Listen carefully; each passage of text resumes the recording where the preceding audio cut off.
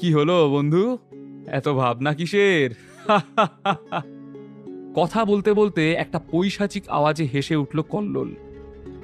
না না, তেমন কিছু না। আপনি ভালোবেসে আমাকে এই গিফটটা দিচ্ছেন, আমি কি করে না করি। তারপর ছোট্ট কাঠের বাক্সটা নিজের পকেটে ঢুকিয়ে সোফা ছেড়ে উঠে দাঁড়ালো নীল। ডান হাতটা বাড়িয়ে দিল কল্লোলের দিকে। Thank you. কল্লোলও হাত বাড়িয়ে নীলের সাথে হ্যান্ডশেক করে বলল, থ্যাংক ইউ তো আমি তোমাকে বলবো বন্ধু। তুমি আমার যে উপকারটা করে দিয়েছো তার জন্য I am so grateful to you. উপহার পাওয়া হয়ে গেল নীলের। এখানকার কাজ শেষ। এই ভেবে নীল গেটের দিকে পা বাড়াতে যাবে, এমন সময় কল্লোল ওকে পিছু ডাকলো। আমি একটা কথা জানতে পারি নীল? নীল ঘুরে দাঁড়িয়ে সম্মতি জানিয়ে ঘাড় নাড়ল। নীলের অনুমতি পেয়ে কল্লোল আবার নীলকে জিজ্ঞেস করল, সত্যিই তোমার কাছে আসল প্রস্তরজিৎ রয়েছে? আসলে তোমাকে দেখে তো মনে হয় না, তাই। কথা শেষ হলো না কল্লোলের। ওর কথার ইঙ্গিত বুঝতে পেরে নীল উত্তর দিল, যদি আপনার কোনো সন্দেহ থাকে তাহলে আপনি আক্তার ভাইকে একবার জিজ্ঞেস করতে পারেন। আমার মনে হয় এতদিনও আপনার জন্য কাজ করেছে। শত্রু হয়ে গেলেও ওর কথায় বিশ্বাস করবেন। এবার খানিকটা খোঁচা দিয়ে কথাটা বলল নীল, ওই বেইমানটার নাম উচ্চারণ করো না। আমি ওর মুখও দেখতে চাই না। নাম শুনে কল্লোল হঠাৎ তেলে বেগুনে জ্বলে উঠল। সেটা আপনার ব্যাপার, আমি কি করব বলুন? আপনি সন্দেহ করলেন, তাই আপনাকে প্রমাণ দেওয়ার চেষ্টা করলাম মাত্র। তাহলে আর চলি। নীলের এই সোজাসুজি উত্তরে কল্লোল খানিকটা অপ্রস্তুত হয়ে পড়ল। ওর মনে হলো, সত্যি কি এই ছেলেটাই সেন কর্পোরেশনের সেই ইউজলেস জামাই? আমার সামনে দাঁড়িয়ে বুক উঁচিয়ে বেশ চ্যাটাং চ্যাটাং কথা বলছে তো, নিশ্চয়ই কিছু ঘোটালা আছে। মনে মনে ভাবল কল্লোল। আপনারও কি এনার্জি ট্যাবলেটস চাই শরীরের জোর বাড়ানোর জন্য? নীলের প্রশ্নে দম ফাটা হাসি হেসে কল্লোল উত্তর দিল, আমার চারপাশে এই লোকগুলোকে দেখছো, এদের দেখেও মনে হচ্ছে তোমার যে আমার গায়ের জোর দরকার? বেশ নিজের ক্ষমতার জোর দেখানোর একটা ক্ষীণ চেষ্টা করলো কল্লোল, কিন্তু নীলের জবাবে তা হাওয়া টিকল না। শুধু নিজের রক্ষীদের বলবান করছেন? কোনোদিন যদি এরা না থাকে তাহলে তো জলে পড়ে যাবেন। মানে এতটাও পরনির্ভরশীল হওয়া কি ঠিক? শার্পলি কথাটা বলে নীল নিজের পকেট থেকে একটা ছোট্ট ট্যাবলেটসের শিশি বের করে কল্লোলের সামনে বেশ হাত ঘুরিয়ে দেখাতে থাকলো। কল্লোল শিশির দিকে তাকিয়ে মনে মনে ভাবল, এটা কি পিওর প্রস্তরজিৎ? এত টাকা এই ছেলেটা পাবে কোথায়? ও কিভাবে কিনবে এত দামি একটা ওষুধ? এত সহজ নাকি? কল্লোলের ভাবনাগুলো যখন চলছে তার মাঝেই নীল শিশিটা কল্লোলের দিকে বাড়িয়ে বলল, আপনি নির্ভয়ে শিশিটা রাখতে পারেন, একটা খেয়েই দেখুন না কি হয়। কল্লোলের সন্দেহ তবু কমল না। এতক্ষণ নীল সন্দেহ করছিল, এখন বল ঘুরে গেছে কল্লোলের কোর্টে। ও আরো শিওর হতে চাইল, তুমি কনফার্ম এটাই পিওর প্রস্তরজিৎ? এটা তো অনেক দাম, নিলে কোনো ক্ষতি হবে না?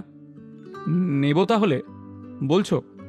নীল কনফিডেন্সের সাথে বলল, নেবেন কি নেবেন না সেটা আপনার ব্যাপার, কিন্তু আপনাকে যে শিশিটা দেখাচ্ছি এটা পিওর প্রস্তরজিৎ। এবার উঠি, দেরি হয়ে যাচ্ছে এবার। বলেই নীল দরজার দিকে ঘুরে দুপা বাড়ালো। সাথে সাথেই কল্লোল ওকে ডেকে বলল, এক সেকেন্ড, কত টাকায় বিক্রি করতে চাও?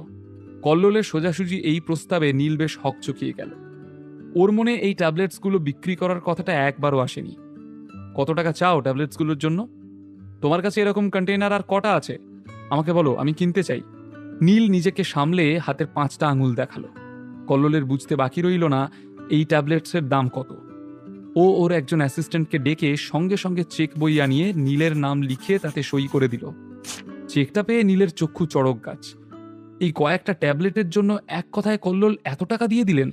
হকচকিয়ে গেল নীল। আসলে নীল নিজের 5 আঙুল দেখিয়ে 5,000 বলার চেষ্টা করেছিল, কিন্তু কল্লোল চ্যাটার্জি সেটাকে আরো শূন্য বসিয়ে চেকটায় 5 লাখ লিখে দিল। নীল তাজ্জব হয়ে রইল। ওর মনে হলো, কল্লোলের মতো আর কয়েকজনকে যদি এই প্রস্তরজিৎ ট্যাবলেটস বিক্রি করা যায় তাহলে আর ওকে ওদের কোম্পানির উপর নির্ভর করে থাকতে হবে না। মিটিংয়ের ঝামেলা বন্ধ। কল্লোল রাজি হয়েছিল নীলের কনফিডেন্স দেখে। নীলের কথায় ভরসা পেয়েছিল সে। নীল যে এক কথার মানুষ সেটা কাল রাতেই কল্লোল বুঝতে পেরেছিল। কিন্তু কল্লোল যখন হাত বাড়িয়ে শিশিটা নিতে যাবে তখন নীল শিশিটা না দিয়ে দুপা পিছিয়ে গেল। কল্লোল খানিকটা বিরক্ত হলো এবার। কি হলো, কি প্রবলেম? দেখুন, আমি ভাবতেও পারিনি যে আপনি আমাকে সঙ্গে সঙ্গে এতগুলো টাকা দিয়ে দেবেন। যদি আপনি জিজ্ঞেস করতেন যে আমি কি চাই, তাহলে আমি এই ছোট্ট জিনিসটা এই ট্যাবলেটগুলোর বিনিময়ে চেয়ে নিতাম। বলেই নীল ওই ঘরের কাঁচের শোকেসের দিকে আঙুল তুলে অতি যত্নে রাখা একটা স্পেশাল অ্যান্টিক আংটিকে দেখালো। সময় অপচয় না করে কল্লোল সঙ্গে সঙ্গে শোকেস থেকে আংটিটা বার করে নীলের হাতে দিয়ে বলল, ওই ওষুধগুলো নিশ্চয়ই খুব কাজে দেবে। তোমার কথায় আমি বিশ্বাস করলাম, আর যদি তা না হয় তাহলে কিন্তু। নীল ঘাড় নাড়িয়ে কল্লোলকে আশ্বস্ত করল, তারপর চেকটা এগিয়ে দিতেই ওটা জোর করে হাতে গুজে দিল কল্লোল। আর কথা না বাড়িয়ে নীল চেক আর আংটি সহ কল্লোলের ফ্ল্যাট থেকে বেরিয়ে গেল। একটা হলুদ ট্যাক্সিতে বসে নীল এই এত টাকার ডিলটার কথা বারবার ভাবতে লাগলো। ওর মেজাজটা আজকে বেশ চনমনে। আংটিটা পেলে আদ্রিতা নিশ্চয়ই খুব খুশি হবে। সেই ছবিটা মনে মনে কল্পনা করতে করতে বাইরের কলকাতা শহরটার দিকে তাকালো নীল। তারপর অ্যাপার্টমেন্টে ঢুকে সে দেখল আদ্রিতা অফিস যায়নি, ও সোফায় বসে রয়েছে চুপচাপ। অফিস যাওনি তুমি? আদ্রিতাকে দেখে অবাক চোখে প্রশ্ন করল নীল। ও আসলে এক্সপেক্ট করেনি যে বাড়ি ফিরেও আদ্রিতাকে দেখতে পারবে। তুমি আজকাল নতুন জবে বড্ড বিজি দেখছি, হোয়াটসঅ্যাপ চেক করার টাইমটুকুও নেই। আদ্রিতা বেশ পাকা গিন্নির মতো করে কথাটা জিজ্ঞেস করল নীলকে। আসলে ও তো আর জানে না, কাল সন্ধ্যে থেকে ঘটে যাওয়া একের পর এক ঘটনাগুলো ভাবতে ভাবতে আনন্দে ক্রমশ আত্মহারা হয়ে উঠেছিল নীল। প্রত্যেকটা কাজেই অদ্ভুতভাবে ও সাকসেস পাচ্ছিল। আর এই সব ভাবনায় ডুবে থাকার জন্যই আদ্রিতার হোয়াটসঅ্যাপ মেসেজ নীলের চোখে পড়েনি। এই সরি, আর হবে না, কথা দিলাম। কিন্তু আমায় এটা বলো, আজকে কি বাড়িতে থাকার প্ল্যান? অফিস ছুটি? আদ্রিতা নীলের প্রশ্নের কোনো উত্তর দিল না। মুখ বেঁকিয়ে নীলকে টাইটা খুলতে সাহায্য করল। নীল ওর দু কাঁধে হাত রেখে প্রশ্ন ছুড়ে দিল, ও, এক রাত বাড়ি ফিরিনি বলে বউয়ের অভিমান হয়েছে? এত মিস করছিলে আমায়, সেজন্য অফিস বন্ধ? বেশ রোম্যান্টিক ব্যাপার। হ্যাঁ আদ্রিতা, শেষ হয়েছে? যা বলার ছিল সব বলে নিয়েছ। যাও তাড়াতাড়ি এবার ফ্রেশ হয়ে নাও, আমরা একটা জায়গায় যাব, তোমাকে আমি সেখানে নিয়ে যেতে চাই। আদ্রিতার কথা শুনে নীল খানিকটা অবাক হয়ে তাকালো। আদ্রিতা কোথায় নিয়ে যেতে চায় আমাকে? কোথায় যাবার কথা বলছে আদ্রিতা? ও কি আজ নীলকে নিজের মনের কথা বলবে? তেমন কিছু সারপ্রাইজ প্ল্যান করেছে, নাকি এর পিছনে অন্য কোনো ঘটনা রয়েছে?